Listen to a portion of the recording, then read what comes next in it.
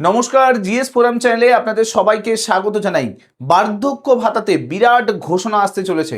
রাজ্য সরকার সম্প্রতি কেন্দ্রীয় সরকারের সঙ্গে বার্ধক্য ভাতা বাড়ানো নিয়ে একটি অনুমোদন চেয়েছিল এবং কেন্দ্রীয় সরকার আজকে সেই অনুমোদন দিয়ে দেওয়া হয়েছে এবং কেন্দ্রীয় সরকারের তরফ থেকে জানানো হয়েছে আরও 5 লক্ষের বেশি বার্ধক্য ভাতা প্রাপক কিন্তু নতুন করে যুক্ত হতে চলেছে। আপনারা এখানে নিউজও দেখতে পাচ্ছেন, বার্ধক্য ভাতা পাবেন আরও বেশি মানুষ এবং সঙ্গে সঙ্গে রাজ্যের যে আবেদন, সেই আবেদনে বড় সিদ্ধান্ত নিল কেন্দ্রীয় সরকার।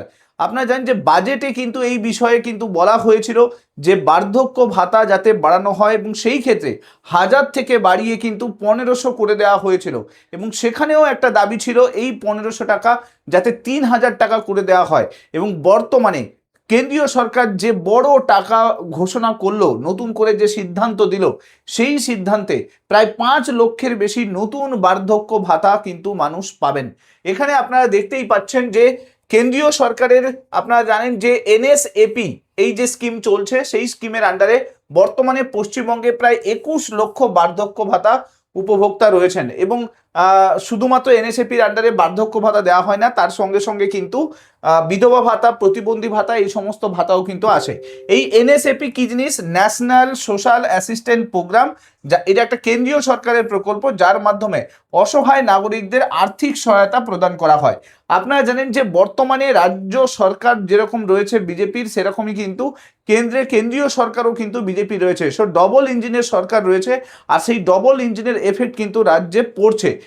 এখানে আপনারা দেখতেই পাচ্ছেন এই যে প্রকল্প, এই প্রকল্প যদি কেন্দ্রীয় সরকার দিয়ে দেয়, অনুমোদন করে দেওয়া হয়েছে এবং বলা হয়েছে যে এই কেন্দ্রীয় সরকারের অনুমোদনের কারণেই কিন্তু রাজ্যে প্রায় 5 লক্ষের বেশি নতুন বার্ধক্য ভাতা যুক্ত হতে চলেছে। এই প্রকল্পে কেন্দ্রীয় নির্দিষ্ট উপভোক্তার সংখ্যার কিন্তু একটা কোটা নির্ধারণ করা হয়। প্রত্যেকটা রাজ্যের কিন্তু একটা নির্দিষ্ট কোটা আছে এবং সেই কোটার বেসিসেই কিন্তু বার্ধক্য ভাতাটা দেওয়া হয়। পশ্চিমবঙ্গের ক্ষেত্রে এই কোটা কিন্তু 21 লক্ষ ছিল, কিন্তু রাজ্য সরকারের তরফ থেকে আবেদন ছিল যে 21 লক্ষের বেশি বার্ধক্য ভাতার আবেদন হয়েছে, যাতে এই কোটাটাকে বাড়িয়ে দেওয়া হয়। সম্প্রতি সমীক্ষায় কি দেখতে পেয়েছি যে আরও 5 লক্ষের বেশি পশ্চিমবঙ্গে কিন্তু বার্ধক্য ভাতা আবেদনকারীরা আবেদন করেছে।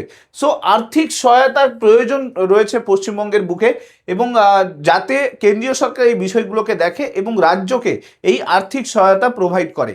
আপনারা জানেন যে সম্প্রতি কেন্দ্রীয় গ্রামোন্নয়ন মন্ত্রী শিবরাজ সিং চৌহান তিনি কিন্তু পশ্চিমবঙ্গে এসেছিলেন এবং পশ্চিমবঙ্গে মুখ্যমন্ত্রী শুভেন্দু অধিকারীর সঙ্গে একটি বড় বৈঠক হয় এবং ওই বৈঠকে রাজ্যের পক্ষ থেকে এই বিষয়টি তুলে ধরা হয় যে রাজ্যে যে বৃদ্ধরা রয়েছেন তাদের দিকটা আমাদের খুব দরকার আছে এবং এই জায়গাতে আর্থিক সহায়তা প্রদান করার খুব প্রয়োজন আছে, তাই কেন্দ্রীয় সরকার যাতে কিছু পরিমাণ কোটা বাড়িয়ে দেয়। বৈঠকে শিবরাজ সিং চৌহান তিনি কিন্তু ইতিবাচক একটা বিবেচনার আশ্বাস দিয়েছিলেন যে আমরা এখান থেকে ফিরে গিয়ে কেন্দ্রের সচিব পর্যায়ে একটা বৈঠক করব এবং সেই বৈঠকের পরেই কিন্তু একটা সিদ্ধান্ত নেওয়া হবে এবং সেই সিদ্ধান্ত চলে এলো। সেই সিদ্ধান্তে আপনারা দেখতেই পাচ্ছেন রাজ্যের যে 21 লক্ষের বার্ধক্য ভাতার কোটা ছিল সেটাকে বাড়িয়ে 26 লক্ষ করে দেওয়া হলো। নবান্ন সূত্রে এই সিদ্ধান্ত অলরেডি চলে এসছে। নবান্ন সূত্রে এই যে সিদ্ধান্ত, এই সিদ্ধান্ত কার্যকর হলেই কিন্তু রাজ্যে আরও প্রায় 5 লক্ষ মানুষ কেন্দ্রের এই প্রকল্পের আওতায় নতুন করে বার্ধক্য ভাতা পেতে চলেছে। আপনারা জানেন যে ভাতা এই মুহূর্তে রাজ্যের যে অসহায় বৃদ্ধারা রয়েছেন তাদের জন্য খুব গুরুত্বপূর্ণ, কারণ এই ভাতাটা 1000 টাকা দেয়া হয়েছে কিন্তু 1500 টাকা করে দেওয়ার চিন্তাভাবনা কিন্তু বাজেটে হয়েছিল এবং তার জন্য কিন্তু প্রচুর পরিমাণে টাকারও দরকার ছিল। দেখুন, সবথেকে উল্লেখযোগ্য বিষয় যেটা, পশ্চিমবঙ্গ সরকার নিজস্ব তহবিল থেকে প্রায় 80 লক্ষের বেশি কিন্তু প্রবীণ নাগরিককে এই বার্ধক্য ভাতা দিয়ে থাকে। কেন্দ্রীয় সরকার যদি একটু সাহায্য করে তাহলে আরও বেশি মানুষকে বার্ধক্য ভাতা দিতে পারবে। স্বপন দাশগুপ্ত আমাদের যে রাজ্যের অর্থমন্ত্রী, তিনি বাজেটে বলেছিলেন যে এই যে মাসিক পেনশন সেটা কিন্তু 500 করে বাড়ানো একটা প্রস্তাব রাখা হয়েছে, অর্থাৎ 1000 টাকা থেকে 1500 টাকা করে দেওয়ার কিন্তু চিন্তাভাবনা করা হয়েছে। কিন্তু আপনারা জানেন যে বর্তমান সময়ে এই যে 1500 টাকা একজন বৃদ্ধ বা বৃদ্ধার কাছে কিন্তু কিছুই নয়, কারণ তাদের যে শারীরিক যে অসুস্থতা, যে মেডিসিনের যে খরচ এবং দৈনন্দিন জীবনযাপনের যে খরচ যেভাবে মূল্য বৃদ্ধি হয়েছে, সেই জায়গায় দাঁড়িয়ে এই 1500 টাকা কিন্তু খুবই নগণ্য। তো রাজ্য সরকারের কাছে একটা বড় প্রস্তাব আসছিল, যদি 1500 টাকাকে বাড়িয়ে 3000 টাকা করে দেওয়া যায়, কারণ কি এটা করা খুব দরকার। লক্ষ্মীর ভাণ্ডার বলুন বা অন্নপূর্ণা ভাণ্ডার, যেটা এখন পরিবর্তন হয়েছে নাম চেঞ্জ করে, সেখানে কিন্তু একজন যে পার্সন যাকে 3000 টাকা দেওয়া হচ্ছে তার ফ্যামিলি আছে, তার পরিবার আছে, তার পরিবার সেই মানুষটাকে দেখার জন্য রয়েছে। কিন্তু একজন বৃদ্ধা তার পরিবার থাকে না ঠিক মতো করে, একজন বিধবা পত্নী তার কিন্তু স্বামী থাকে না, তার পরিবার থাকে না। তো সেক্ষেত্রে তাদের জন্য আমার মনে হয় যে এই টাকাটাকে বাড়িয়ে দেওয়া উচিত, রাজ্য সরকারের এই প্রস্তাব গ্রহণ করা উচিত।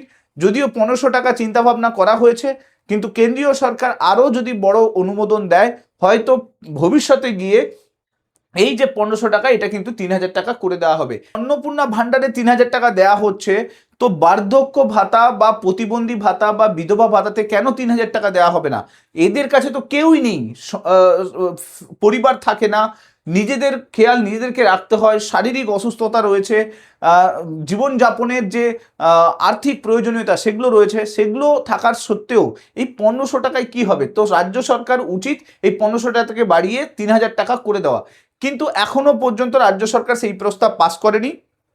1000 টাকা থেকে বাড়িয়ে 1500 টাকা করা হয়েছে। রাজ্যের তরফ থেকে জানানো হয়েছে যে জনকল্যাণমূলক অনেকগুলো শিবির আয়োজন করা হয়েছিল, সেখানে প্রচুর মানুষ কিন্তু এই বার্ধক্য ভাতার ফর্ম ফিল আপ করেছেন।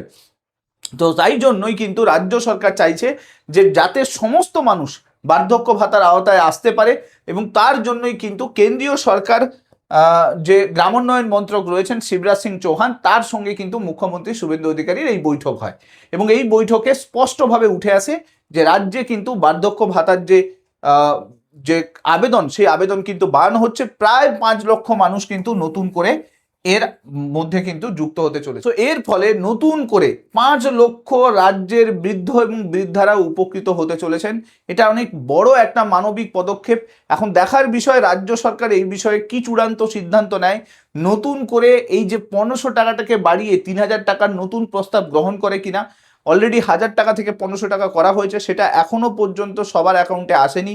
কিছু কিছু জনের জুলাই মাসে টাকা এসছে, কিন্তু এখনো পর্যন্ত সেই যে 1500 টাকা সেটাকে বাড়ানোর পরে টাকাটা কিন্তু এখনো অ্যাকাউন্টে ঢোকেনি।